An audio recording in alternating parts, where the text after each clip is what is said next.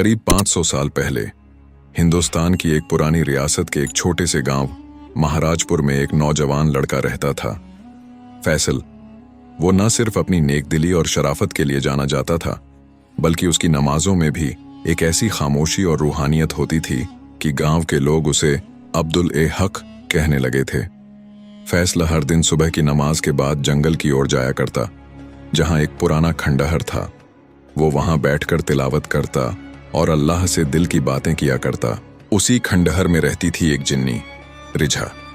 रिझा कोई आम जिन्नी नहीं थी, बल्कि रूहानी जिन्नातों की नस्ल से थी, जो इंसानों को नुकसान नहीं पहुंचाते बल्कि उनकी हिफाजत करते थे। रिझा को इंसानी दुनिया से कोई दिलचस्पी नहीं थी, लेकिन एक दिन जब उसने फैसला को नमाज पढ़ते देखा, उसकी तिलावत सुनकर वो जैसे थम गई। पहली बार उसे किसी इंसान से मोहब्बत महसूस हुई, एक पाक खामोश मोहब्बत।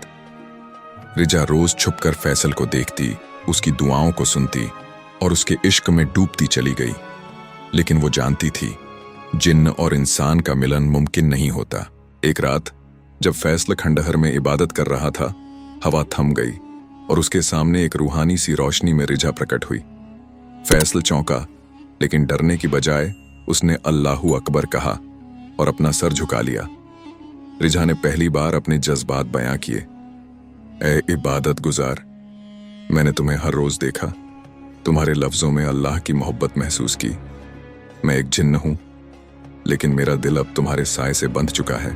फैसल ने कुछ पल चुप रहकर जवाब दिया, इश्क वो हो जो रूह से रूह तक पहुंचे। अगर तुम्हारा इश्क पाक है तो अल्लाह ही राह खोलेगा। रिझा ने अल्लाह से दुआ मांगी, एक ऐसी दुआ जो एक जिन्न को इंसान बना सके। और कहते हैं 40 रोज की तिलावत और इबादत के बाद अल्लाह ने रिझा को इंसानी रूप बख्शा, ताकि वो फैसल की दुनिया में रह सके। फैसल और रिझा ने निकाह किया, लेकिन उनका इश्क आम नहीं था। वो लोगों की मदद करते, बीमारों का इलाज करते और गांव में रूहानियत फैलाते।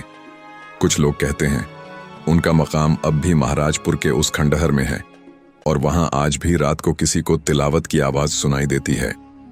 अगर वीडियो पसंद आई हो तो वीडियो को शेयर और चैनल को सब्सक्राइब जरूर करें।